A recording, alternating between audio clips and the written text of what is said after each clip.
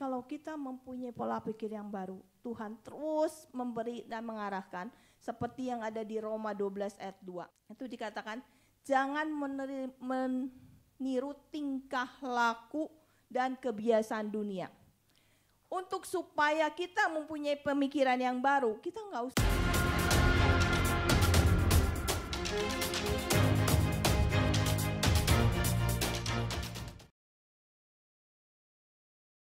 Hari ini kita benar-benar amat sangat berbahagia sekali ya. Tuhan mendatangkan keluarga-keluarga baru ya. Ya, selamat hari Natal kembali.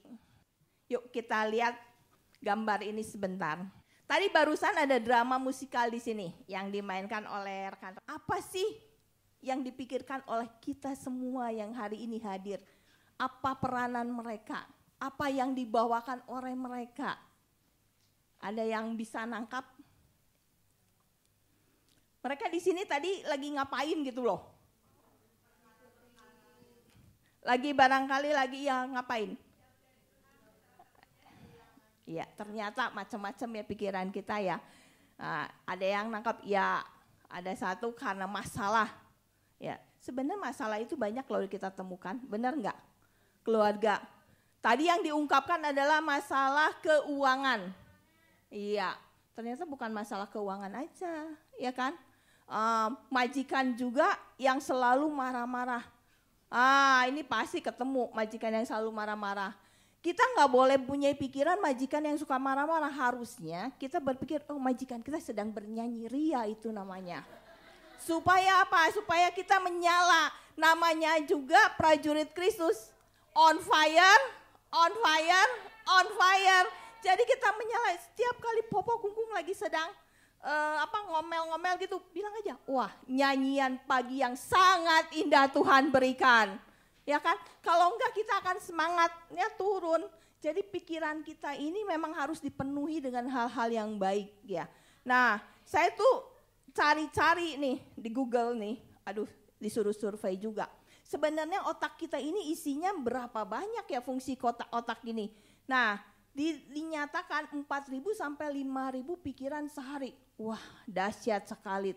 Adakah saudara yang di sini di saat tidur nih, mata udah terpejam, badannya udah berselimut ria, pikirannya terus jalan-jalan melalang buana, entah kemana.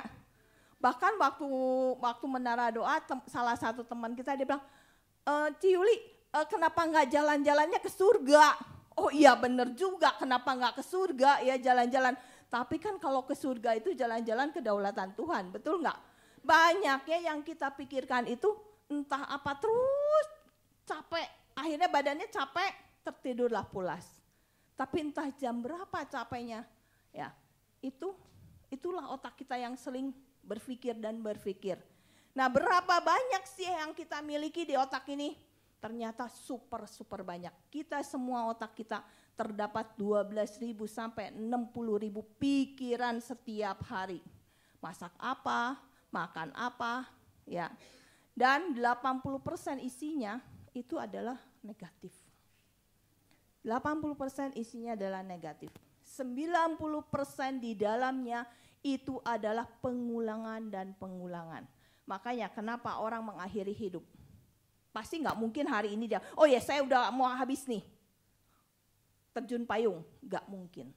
Dia akan pikir, aduh sudah tidak ada jalan keluar, aduh mentok kiri, maju kena, mundur kena, kiri kena, kanan kena, diam di tengah. Dan terus diulang dan diulang, akhirnya terjunlah dari lantai 15, turun ke bawah. Kalau turunnya ke bawah selesai, sudah kan? Tapi kalau nggak selesai, janganlah mempunyai pikiran.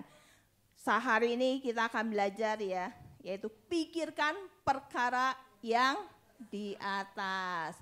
Tadi drama itu menyatakan memikirkan perkara yang di atas. Yuk kita baca sama-sama Kolose 3 ayat 1 sampai 4. Bersama-sama ya. 3, 2, 1. Karena itu, kalau kamu dibangkitkan bersama dengan Kristus, carilah perkara yang di atas, di mana Kristus ada, duduk di sebelah kanan. 2. Pikirkanlah perkara yang di atas, bukan di... Sebab kamu telah mati dan hidup bersama apabila Kristus yang adalah hidup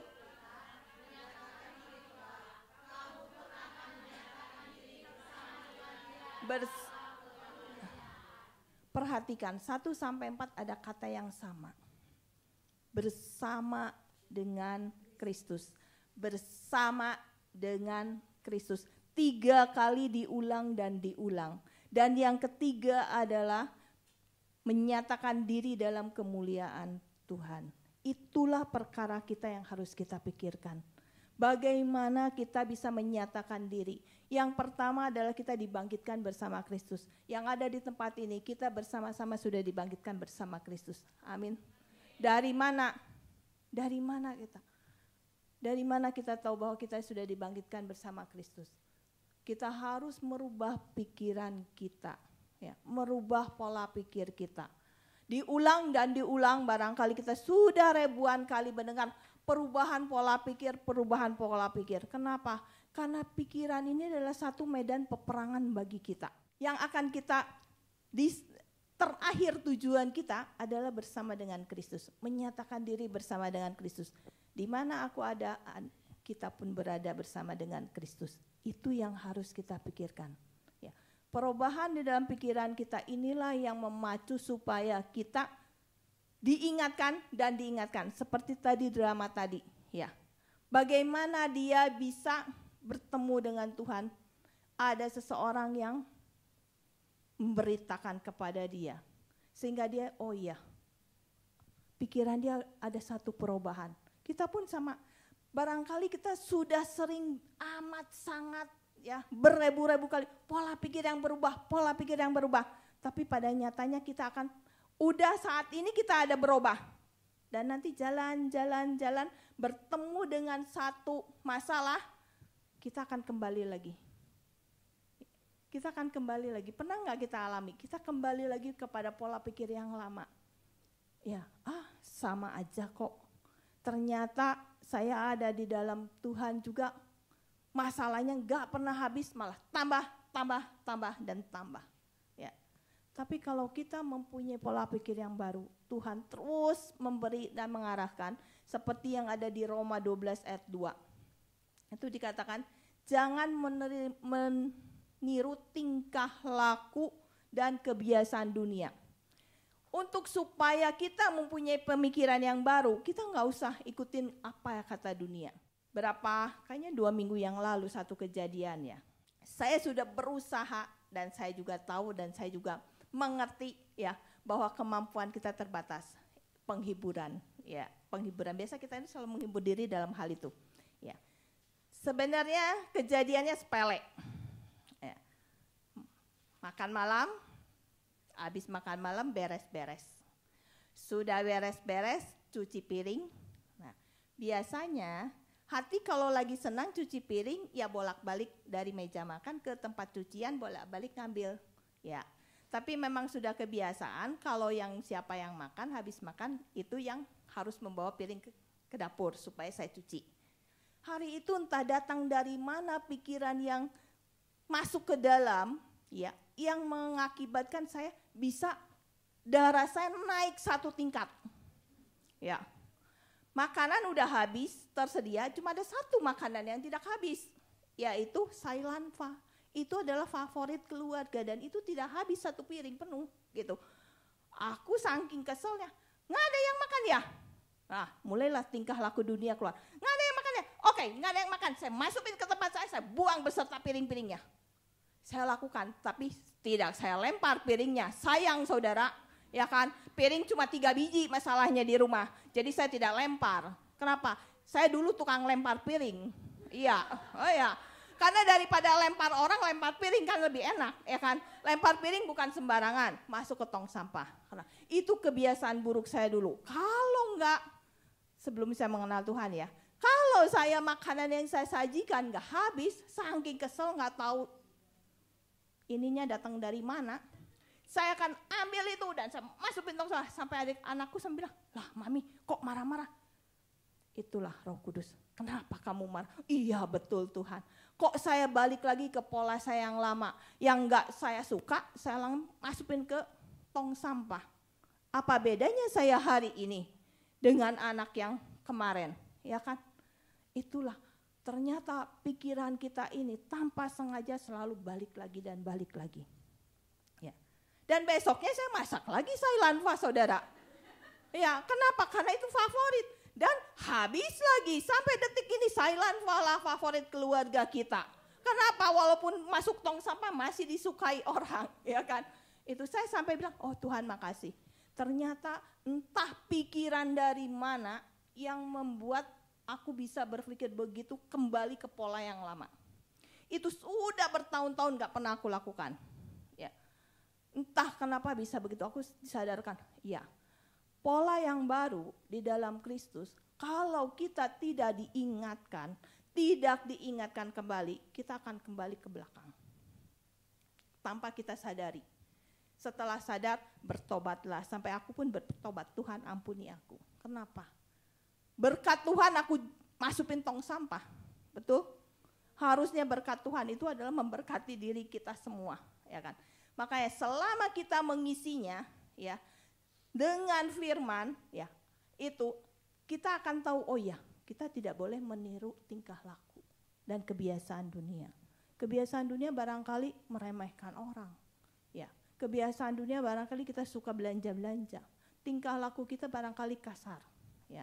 Itu yang akan membuat kita kembali lagi ke pola lama kita. Sedangkan Tuhan bilang, kita ini ada di dalam Kristus, sudah dibangkitkan bersama Kristus. Saya yang lama sudah terkubur dan bangkit bersama Dia. Amin. Sehingga apa yang ada di kepala kita, Filipi 4 ayat 8.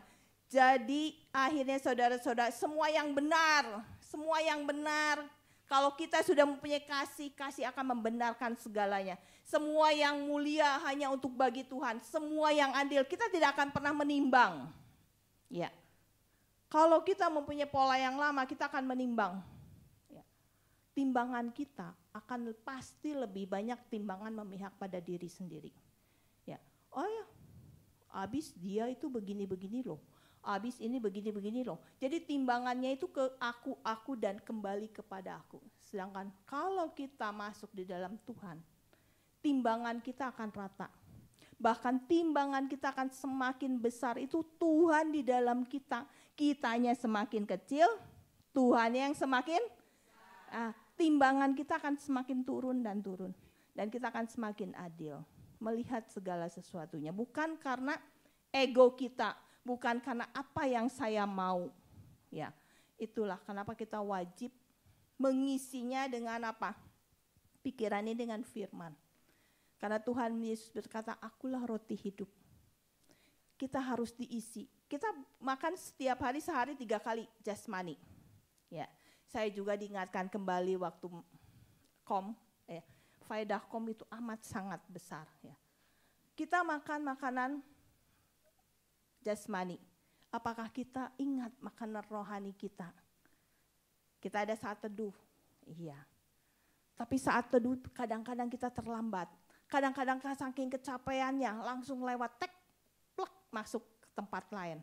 Atau di saat kita mau beristirahat mengucap syukur, kelewat lagi. Terima kasih Tuhan, aminnya ya besok pagi.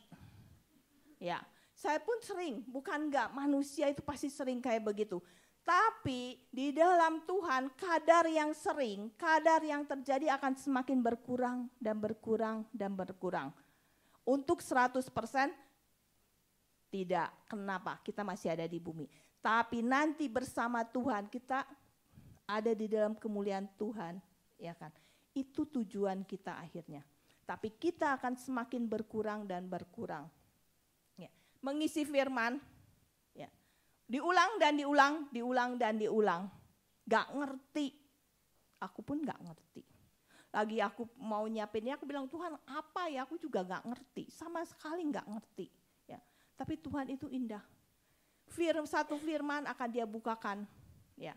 Satu firman yang akan bukakan. Kalau semuanya mengerti ya hari ini kita nggak ada di sini ya. Kalau firman Tuhan ngerti hari ini kita nggak ada di sini. Tapi ajaibnya Tuhan kita. Tuhan bukakan satu persatu pada saat dan waktu yang tepat. Amin. Pada saat dan waktu yang tepat. Kenapa? Kebutuhan kita beda. Di sini hari ini yang hadir tidak akan ada sama kebutuhannya. Sama dengan aku. Tidak ada. Tapi Tuhan tahu dia akan jawab. Tepat sekali. Ya. Pada saat saya punya reaksi yang begitu marah, begitu kesal, Tuhan cuma ingatkan, kasihmu mana? Itu aja. Kasihmu mana? Masalah kecil bisa menyinggung karena apa? Diingatkan karena apa? Saya juga nggak tahu karena apa. Tidak ada masalah kok bisa datang. Ternyata iblis itu, wah amat sangat pintar sekali, kita pun terkecoh. Tidak ada masalah sama sekali. Tapi dia datang mendadak. Oleh sebab itu Tuhan berkata, berjaga-jagalah, waspada dan berjaga-jaga. Setiap saat berdoa. Kenapa? Karena kita nggak tahu situasinya. Kondisi kita sedang fit atau tidak, kita sendiri nggak tahu. Tapi kalau Tuhan yang membentengi kita, kita melekat kepada Dia. Karena firman itulah yang akan memberikan kita kesegaran-kesegaran bagi hidup kita. Amin. Yes. Mari jangan tinggalkan yang tadi. Di dalam drama itu ada ya bagian terakhir yaitu cool. Itu adalah adegan cool. Ya. Adegan cool di mana jangan meninggalkan komunitas. Ya. Jangan meninggalkan komunitas, jangan menjauhkan diri dari pertemuan-pertemuan ibadah kita. Ya. Kenapa? Satu, di dalam cool. Ya, kita bersama-sama sharing, ada kesaksian. Ya. Emang saya juga mengakui juga kalau suruh saksi juga saya bingung gitu loh. Ya. Tapi kesaksian itu adalah menyatakan kepada teman kita, menyatakan kepada iblis juga bahwa kita menang. Ya. Bahwa kita menang, bukan kita kalah. Dunia melihat kita kalah, tetapi di dalam Tuhan kita menang. Dunia melihat kita lemah. Di dalam Tuhan kita kuat. Kenapa? Cool, saling membantu. Di dalam satu komunitas seperti yang tadi diperagakan. Ya. Dia sendiri. Kita semua di sini, keluarga-keluarga kita di Indonesia. Kita di sini sendiri, ya kan? Tetapi di dalam satu keluarga ilahi, kita merasakan kasih Tuhan. Di dalam satu keluarga ilahi, kita saling melengkapi. Di dalam satu keluarga ilahi, kita saling menerima. Sehingga apa? Kita merasa, oh itulah keluarga kita juga. Kita jauh, tidak ada satupun di sini yang ada di dalam sini. Ya kecuali Tante Weni. Tante Weni di sini. Papi Mami pun keluarganya banyak di Indonesia juga. Ya di mana Australia juga. Kita juga sama, aku pun nggak di sini. Ya, aku juga cuma sendiri di sini gitu. Ya, itu kenapa? Dengan komunitas yang ada, ya, kita ini akan saling dikuatkan. Ya, kita nggak sendiri. Di dalam komunitas kita nggak sendiri. Kita ada, ya, ada yang di dalam menara doa kita saling mendoakan. Iya, keluargaku ini minta didoakan untuk dapat pekerjaan, untuk sekolah, untuk datang ke Hong Kong bekerja kemana. Saling mendoakan. Kenapa? Menara doa itu untuk kita saling mendoakan. Menara doa kita mendapatkan makanan-makanan juga. Ya. Ibadah, di ibadah. Dalam ibadah pasti sebagian yang ada di sini juga menyukai satu hari di rumah Tuhan. Kenapa? Kita merasakan hadirat Tuhan. Kita bersuka cita. Nggak ada ya di tempat ini yang nggak ada kan? Kiri kanan coba lihat mukanya. Pasti berseri-seri. Ya, tapi nanti pulang, sebelum masuk pintu rumah, nah mulailah muka yang bersuka cita akan kembali, gitu. Kenapa? Pekerjaan sudah menanti, ya kan? Kalau rumahnya tidak kayak kapal pecah, no problem. Tapi sekali masuk rumah, wah, kapal pecah di dalam. Tapi satu hal. Kita sudah disegarkan, kita sudah dikuatkan, kita sudah dihibur di dalam hadiratnya. Pada waktu kita masuk rumah, walaupun kapalnya pecah, bukan kapalnya pecah, ya, rumahnya berantakan, ada penghiburan. Tuhan Yesus baik. Tuhan Yesus baik. Ya, banyak pekerjaan Tuhan Yesus baik. Terus kita ngomong Tuhan Yesus baik, pekerjaan selesai semua. Amin. Iya, daripada berengut, ya, udah dapat berkat di sore hari pulang ke rumah mukanya kayak pepaya, pekerjaannya nggak habis dalam 1 jam. Karena kenapa? Mulut bekerja, tangan pun bekerja, ya kan? Akhirnya di sini belum mencapai di hari Sabtu kembali, di sini sudah kelelahan, lelah banget, amat sangat lelah. Tapi kita punya Tuhan. Walaupun apapun urusan kita punya Tuhan yang hebat. Dia beri kekuatan, Dia beri penghiburan. Tidak sendiri. Di dalam komunitas pun tidak sendiri. Ya kan? Kenapa? Kita harus terus dan terus ada dalam komunitas. Jangan jauh dari komunitas. Ya. Di dalam kehidupan kita juga, hari ini kita merayakan kelahiran Tuhan Yesus. Begitu besar kasih Tuhan akan dunia ini.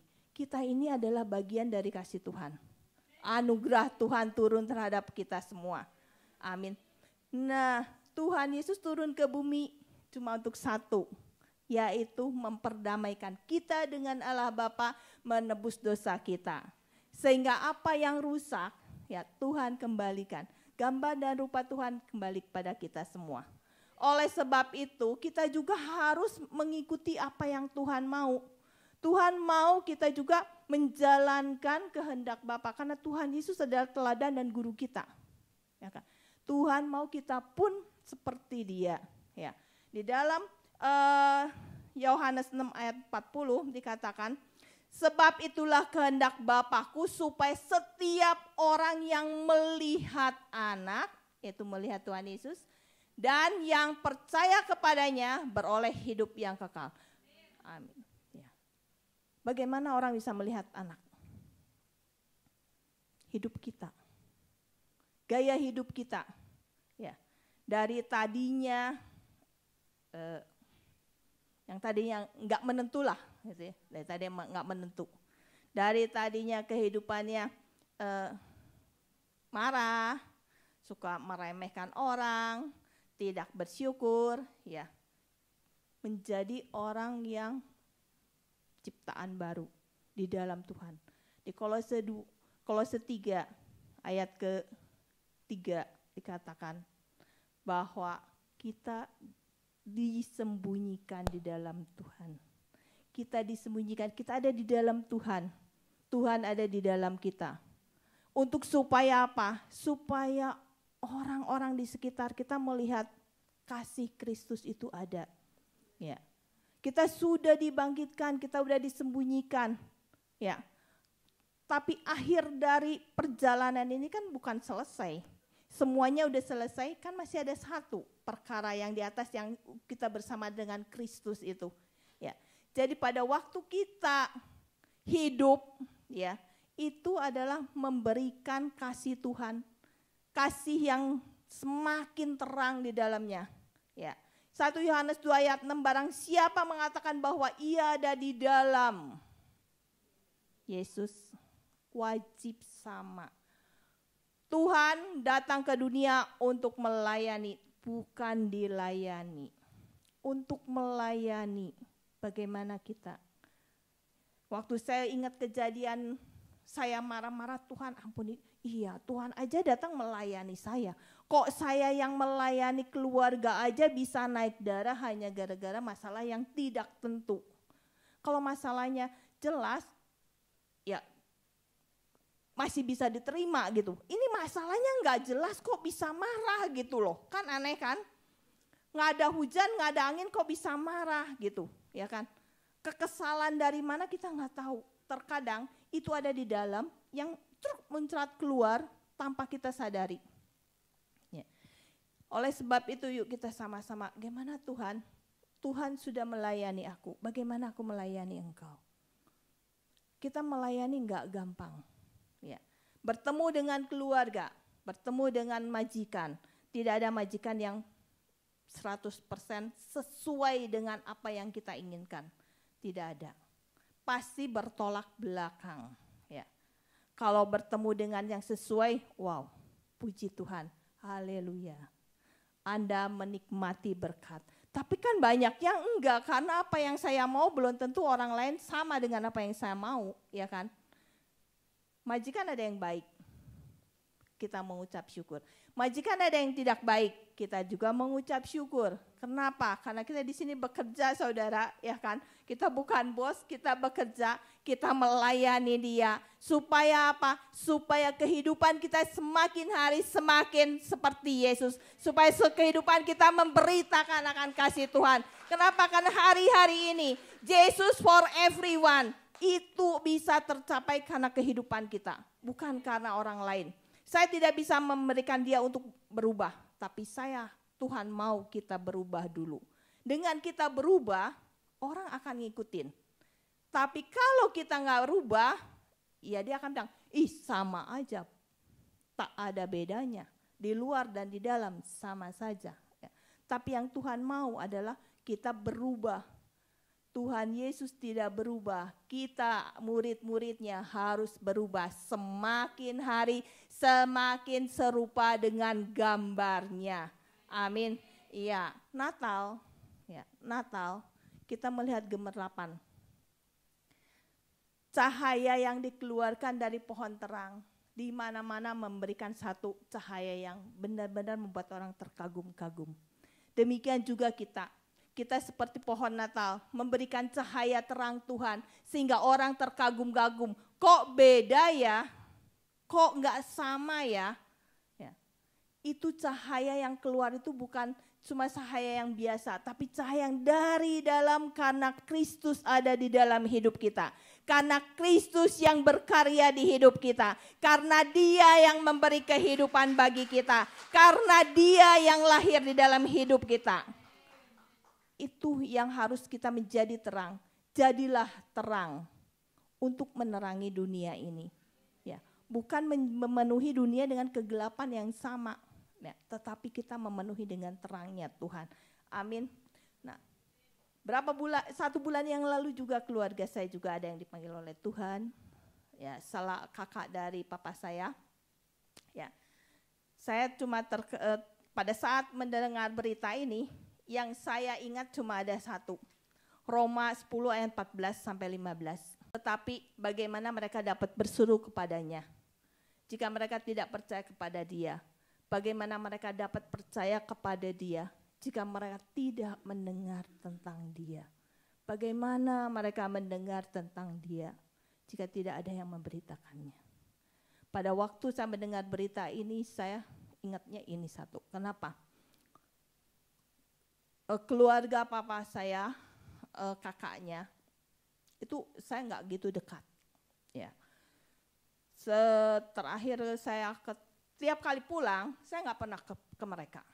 Karena kesan yang kurang baik bagi diri saya. Saya nggak ke rumah mereka. Terus terakhir bertemu itu waktu 11 tahun waktu papa nggak ada. Ya. Dan setelah itu saya dapat berita bahwa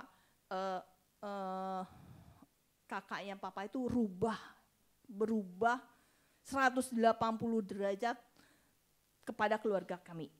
Ya, dia baik, benar-benar baik. Nah, 1 tahun yang lalu saya kesempatan pulang, saya sebenarnya udah nggak mau ke sana. Ya, tapi Roh Kudus bilang pergilah. Ya, ketemu sama mereka karena mereka udah tua. Nah, saya pergi ke sana. Saya pergi ke sana karena istrinya sedang sakit, kakinya, lututnya.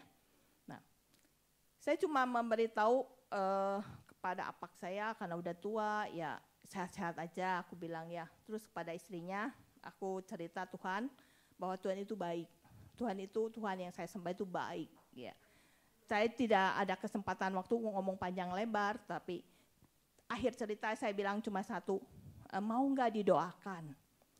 Reaksinya amat sangat mengejutkan saya, mau. Aku kaget, karena itu kan cuma sepintas saya berpikir, mau enggak gitu. Dia jawab mau. Nah, saya doakan, terus mama saya lewat. Kok kamu bisa doain orang? Aku juga nggak tahu, Mam, aku bilang. Ya, udah doa, udah selesai. Anak perempuannya, ya dia kenal Tuhan. Ya. Jadi saya bilang sama mereka, ke anak perempuannya, tolong ya, kan aku mau pulang ya, papa sama mama kan gak mengenal Tuhan sama sekali ya. Aku bilang, tolong kamu yang sudah ada di dalam Tuhan, ceritakan kebaikan Tuhan, pasti keluarga ini akan dipulihkan Tuhan. Bilang, pasti Tuhan akan ada di dalam keluarga ini, karena keluarganya cukup ya berantakan dikit lah ya. Pasti Tuhan akan pulihkan ya, gak mungkin enggak ya. Roma 10 ini, Roma 10 ayat 14 ini mengingatkan aku, iya betul, siapa yang akan menceritakan akan kasih Kristus? Siapa yang akan memberitakan akan kasih Kristus kalau bukan kita yang sudah tahu duluan ya. Dia pulang juga tidak dalam keadaan sakit ya, dia pulang karena usia ya. Apakah dia mengenal Tuhan pada saat itu saya juga nggak tahu ya. Tapi satu hal yang saya tahu, dia sudah mendengar. Selama ini dia tidak mendengar, tapi dia sudah mendengar kasih Kristus. Kedaulatan Tuhan dia dipanggil oleh Tuhan. Tapi anaknya yang perempuan terus berdoa untuk papahnya. Ya, sampai akhirnya saya mendengar berita bahwa ya mereka papahnya udah pulang. Saya cuma tahu satu, di hari Natal ini yuk kita sama-sama pikiran perkara yang di atas, bukan perkara yang ada di bumi. Kalau kita cuma hanya menceritakan akan kehebatan kita tidak ada gunanya. Tapi kita menceritakan kehebatan Tuhan, itu akan membawa satu nyawa di hadapan Tuhan. Itu akan membawa surga akan bersorak-sorai. Kenapa? Karena Kristus mereka bisa mengenal. Ya, kita nggak tahu dia percaya apa enggak. Tapi setidaknya mereka mendengar, telinga mendengar. Hari-hari ini adalah hari-hari yang terakhir. Waktunya memang aku juga merasakan waktunya amat sangat-sangat pendek sekali. Kita harus memberitakan kasih. Salah satu yang kita kerjakan tahun ini, saya juga sampai Tuhan, kok Tuhan sungguh amat sangat hebat dan dahsyat. Ya. Di bulan 5 nyalakan api yaitu doa distrik. Kalau bukan doa distrik, ya, saya rasa api-api itu tidak akan menyala. Ya, Tuhan meminta kepada Bapak Ibu Gembala kita untuk mendoakan distrik. Distrik-distrik itu 18 distrik yang ada di Hong Kong itu. Kalau apinya menyala untuk Tuhan, doa pujian menyala, Tuhan akan kirim orang-orang. Gak mungkin Tuhan akan kirim baik di gereja kita, baik di gereja manapun juga. Kenapa? Karena ada orang-orang yang mau mencari Tuhan, yang rindu untuk orang-orang itu. Pola pikir kita bukan khusus untuk diri kita, tapi pola pikir kita ubah khusus untuk kekekalan, untuk orang-orang di sekitar kita. Di dalam hidup kita berubah, orang melihat, gak mungkin gak. Orang bisa melihat bahwa Kristus itu hidup. Bahwa Kristus itu pemberi kehidupan, bahwa Kristus itu raja di atas segala raja. Dia yang wajib kita sembah. Kenapa? Tak ada jalan yang lain, saudara. Ya kan? Itulah Tuhan kita, Tuhan yang amat sangat luar biasa. Dia datang ke dunia cuma untuk supaya kita semuanya mendapat satu keselamatan. Kalau enggak, hari ini kita tidak akan mendapat keselamatan. Upah dosa adalah maut. Kita enggak akan dapat apa-apa. Tapi karena kita mencari Tuhan dan kita ada di dalam Tuhan, kasih itu mengalir. Kita masuk lagi tahap berikutnya yaitu Jesus for everyone. Ya, hoodie kita sudah punya. Untuk di Indonesia benar loh. Kalau di Indonesia pakai kaos itu juga dibutuhkan mental yang amat sangat kuat. Ya, karena ada tulisan Yesus di belakang jaket hoodie kita. Tapi di sini bebas. Kita bisa memakai itu. Itu adalah salah satu kita menyatakan bahwa Tuhan untuk setiap orang. Bukan untuk satu golongan, bukan untuk anak-anak, bukan untuk orang dewasa. Tapi untuk semua suku bangsa. Bukan untuk orang Indonesia, bukan untuk orang bule, untuk orang Chinese. Untuk semua orang, Jesus for everyone. Karena kenapa? Karena kita akan menyelesaikan amanat agung. Sehingga tahun 2033 setiap orang akan mengaku Yesus sebagai Tuhan. Yesus sebagai Tuhan. Yesus sebagai Tuhan. Dan mereka akan diselamatkan. Mereka bertemu dengan Tuhan karena kuasa Roh Kudus. Pentakosta ketiga sekarang sedang dilimpahkan berlimpah-limpah. Kita juga ada di dalam tahun-tahun Pehei. Wah, kasih karunia. Berkat rohani demi berkat rohani. Ingat, kebaikan demi kebaikan. Hadiah demi hadiah. Kenapa? Tuhan rindu supaya kita menikmati berkat itu. Bukan untuk diri sendiri, tapi untuk setiap orang yang kita temukan. Kita salurkan kepada mereka. Kasih Tuhan adalah kasih yang tidak ada balasan. Kita selalu terima kasih. Biasa kan terima kasih. Tuhan enggak loh, Tuhan terus kasih. Yang kita selalu terima kasih, terima dan kasih. Kalau kita udah terima dan kita kasih, puji Tuhan. Udah terima tidak dikasih, terus dimasukkan ke dalam kita. Kitanya akan semakin seperti saya, semakin gemuk, ya. Tidak tersalurkan keluar, ya kan. Tapi kita akan berterima kasih Tuhan, terima kasih Tuhan. Tuhan sudah lahir untuk saya. Dan saya kasih kembali kepada orang-orang di sekitar kita. Keluarga kita mendengarkan kasih Tuhan. Keluarga kita mendengarkan kasih Tuhan. Amin. Ya, itulah. Kita akan bersama-sama dengan Kristus. Pertama dibangkitkan, kedua tersembunyi, ketiga jangan sampai satu perkataan Tuhan. Matius 7:22 ayat 28 kita baca bersama-sama. Pada hari terakhir banyak orang akan berseru padaku, Tuhan, Tuhan, bukankah kami yang bernubuat demi namamu dan mengusir setan demi namamu dan mengadakan banyak mujizat demi namamu juga? Aku tidak pernah mengenal kamu.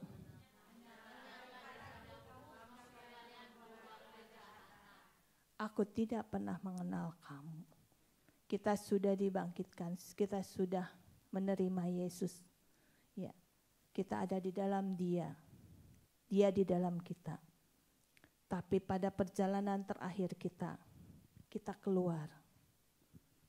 Akhirnya Tuhan bilang, aku enggak kenal engkau.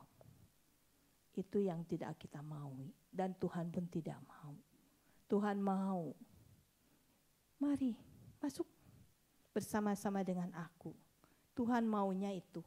Tuhan maunya itu. Tuhan rindunya itu. Dengan mari masuk ke dalam bersama-sama dengan aku. Ada satu tugas. Jesus for everyone. Yesus untuk setiap orang. Bukan untuk diri sendiri. Tapi untuk keluarga kita. Untuk teman-teman kita. Untuk orang-orang di sekitar kita. Amin. Tuhan mau kita merubah pola cara berpikir kita. Bahwa kita yang dulu dan kita yang sekarang enggak sama.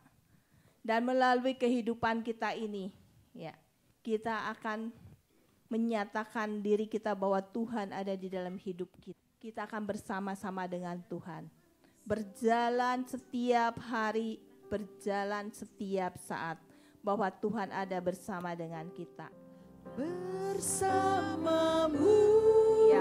Bapa. Bersama Yesus kita akan melewati semua peristiwa yang ada di dalam kehidupan kita. Semua. Ya Yesus, ya Rabataka. Dia yang akan meneguhkan hati kita, saudara. Teguhkan hatiku, Engkau yang bertindak,